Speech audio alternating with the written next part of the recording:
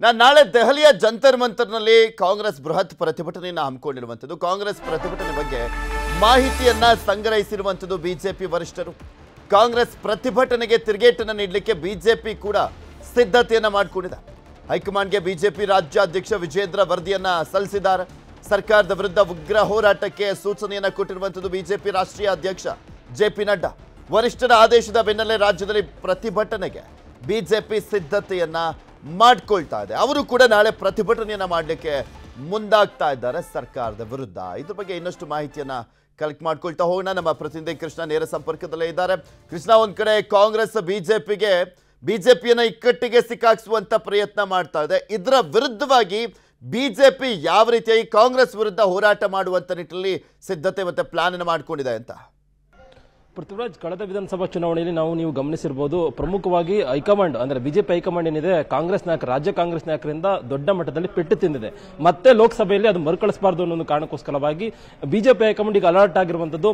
ರಾಜ್ಯ ಮಟ್ಟದ ನಾಯಕರಿಗೆ ಸೂಚನೆಯನ್ನು ಕೊಡಲಾಗಿದೆ. ಬಿಜೆಪಿ ರಾಷ್ಟ್ರೀಯ ಅಧ್ಯಕ್ಷ ಜೆಪಿ ನಡ್ಡಾ ಅವರು ಮುಖ್ಯವಾಗಿ ರಾಜ್ಯದಲ್ಲಿ ಕಾಂಗ್ರೆಸ್ ನಾಯಕರು ಏನು ದೊಡ್ಡ ಮಟ್ಟದಲ್ಲಿ ದೆಹಲಿಯಲ್ಲಿ ಹೋರಾಟವನ್ನ ಮಾಡ್ತಾ ಇದ್ದಾರೆ, ಅದಕ್ಕೆ ಪ್ರತಿತಂತ್ರವಾಗಿ ನೀವು ಯಾವ ರೀತಿಯಾದಂತಹ ಹೋರಾಟವನ್ನ ಮಾಡ್ತಾ ಇದ್ದೀರಿ ಅನ್ನೋದ್ರ ಬಗ್ಗೆ ವರದಿಯನ್ನು ಕೂಡ ತೆಗೆದುಕೊಂಡಿರುವಂತದ್ದು. ಮತ್ತೆ ನಾಳೆ ಈಗಾಗಲೇ ಬಿಜೆಪಿ ರಾಜ್ಯದ ನಾಯಕರು ಎಲ್ಲರೂ ಕೂಡ ಪ್ರತಿಭಟನೆಗೆ ಕರೆಯನ್ನು ಕೊಡಲಾಗಿರುವಂತದ್ದು.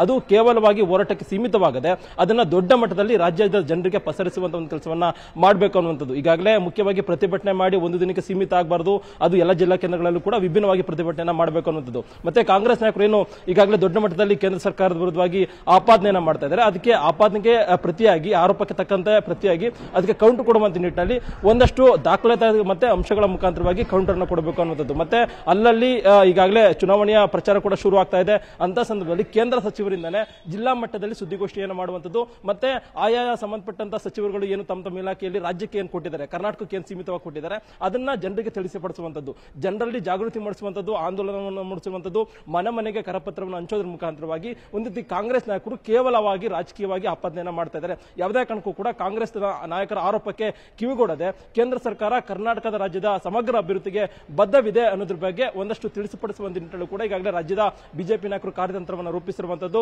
ಈಗಾಗಲೇ ಕಾಂಗ್ರೆಸ್ ಕೂಡ ಒಂದು ರೀತಿ ಅನುದಾನದ ಅಸ್ತ್ರವನ್ನೇ ಮಾಡಿಕೊಳ್ಳೋದ್ರ ಮುಖಾಂತರವಾಗಿ ಒಂದು ರೀತಿ ಇಡೀ ಬೇರೆ ಬೇರೆ ರಾಜ್ಯಗಳಲ್ಲಿ ಅಷ್ಟು ಮಟ್ಟಿಗೆ ಕಾಂಗ್ರೆಸ್ ಬೇರೆ ಬೇರೆ ರಾಜ್ಯಗಳಲ್ಲಿ ಶಕ್ತಿಯುತವಾಗಿಲ್ಲ. ಆದರೆ ಕರ್ನಾಟಕದಲ್ಲಿ ಸಿದ್ದರಾಮಯ್ಯ ಅಂತ ಶಕ್ತಿ ಇದೆ. ಮತ್ತೆ ಲೋಕಸಭಾ ಚುನಾವಣೆಯಲ್ಲಿ ಕೂಡ ಮೋದಿ ವರ್ಷ ಸಿದ್ದರಾಮಯ್ಯ ಅನ್ನೋ ಒಂದು ಲೆಕ್ಕಾಚಾರ ಕೂಡ ಶುರುವಾಗಿದೆ. ಹೀಗಾಗಿ ಲೋಕಸಭಾ ಚುನಾವಣೆಯ ದೃಷ್ಟಿಕೋನ ಇಟ್ಕೊಂಡು ರಾಜ್ಯದ ಬಿಜೆಪಿ ನಾಯಕರು ಕೂಡ ನರೇಂದ್ರ ಮೋದಿ ಅವರ ವರ್ಚಸ್ಸಿನ ಆಧಾರದ ಮೇಲೆ ಬರ್ತಕ್ಕಂತಹ ಲೋಕಸಭಾ ಚುನಾವಣೆ ಗೆಲ್ಲುವಂತ ನಿಟ್ಟಿನಲ್ಲಿ ಕೂಡ ತಂತ್ರಗಾರಿಕೆಯನ್ನ ಮಾಡ್ತಾ ಇದ್ದಾರೆ. ಅದಕ್ಕೆ ಕೌಂಟರ್ ಕೊಡಬೇಕು ಅನ್ನೋ ಒಂದು ಲೆಕ್ಕಾಚಾರದಲ್ಲಿ ಇದೀಗ ಕಾಂಗ್ರೆಸ್ ನಾಯಕರು ದೆಹಲಿಯಲ್ಲಿ ಹೋಗಿ ಜಂತರ್ ಮಂತರ್ನಲ್ಲಿ ದೊಡ್ಡ ಮಟ್ಟದಲ್ಲಿ ಹೋರಾಟವನ್ನು ಮಾಡೋದ್ರ ಮುಖಾಂತರವಾಗಿ ಒಂದು ರೀತಿ ರಾಜ್ಯದ ಜನರಿಗೆ ಒಂದು ರೀತಿ ಕೇಂದ್ರ ಸರ್ಕಾರ ರಾಜ್ಯ ವಿರೋಧಿಯಾಗಿದೆ, ನಿಲುವು ತಾಡಿದೆ ಅನ್ನೋ ಒಂದು ಸಂದೇಶವನ್ನು ಕೊಡೋದಕ್ಕೆ ಮುಂದಾಗಿರುವಂತದ್ದು. ಹೀಗಾಗಿ ಬರುವಂತ ದಿನಗಳಲ್ಲಿ ಇದೇನಾದರೂ ಎಫೆಕ್ಟ್ ಆಯಿತು ಅಂತಂದ್ರೆ ಸಹಜವಾಗಿ ನರೇಂದ್ರ ಮೋದಿ ಅವರ ವರ್ಚಸ್ಸಿಗೆ ಧಕ್ಕೆ ಆಗುತ್ತೆ, ಹಿನ್ನಡೆ ಆಗುತ್ತೆ. ಮತ್ತೆ ಬರ್ತಕ್ಕಂಥ ಲೋಕಸಭಾ ಚುನಾವಣೆ ಕೂಡ ಹಿನ್ನಡೆ ಆಗುತ್ತೆ ಅನ್ನೋ ಒಂದು ಕಾರಣಕ್ಕೋಸ್ಕರವಾಗಿ ಬಿಜೆಪಿ ರಾಷ್ಟ್ರೀಯ ಅಧ್ಯಕ್ಷ ಜೆಪಿ ನಡ್ಡಾ ಅವರೇ ಖುದ್ದು ರಾಜ್ಯದ ಆಸಕ್ತಿಯನ್ನು ತೆಗೆದುಕೊಳ್ಳೋದ್ರ ಮುಖಾಂತರವಾಗಿ ಅವರ ನೇತೃತ್ವದಲ್ಲಿ ಒಂದಷ್ಟು ಪ್ರತಿತಂತ್ರ ಅಂದ್ರೆ ಕಾಂಗ್ರೆಸ್ ತಂತ್ರಕ್ಕೆ ಪ್ರತಿತಂತ್ರವನ್ನು ಕೂಡ ಮಾಡ್ತಾ ಇರುವಂತದ್ದು. ಪೃಥ್ವಿರಾಜ್, ಓಕೆ, ಧನ್ಯವಾದ ಕೃಷ್ಣ ನಿಮ್ಮೆಲ್ಲ ಮಾಹಿತಿಗಾಗಿ. ಕನ್ನಡಿಗರ ಮೆಚ್ಚಿನ ನಿಮ್ಮ ನ್ಯೂಸ್ 18 ಕನ್ನಡ ಈಗ ವಾಟ್ಸ್ಆಪ್ನಲ್ಲಿಯೂ ಲಭ್ಯ.